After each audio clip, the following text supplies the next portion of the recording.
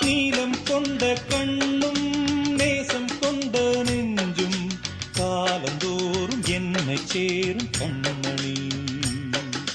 பூவை எங்கு சூடும் பூவும் பொட்டும் யாவும் மன்னனெந்தன் பேரை கூறும் பொன்மணி.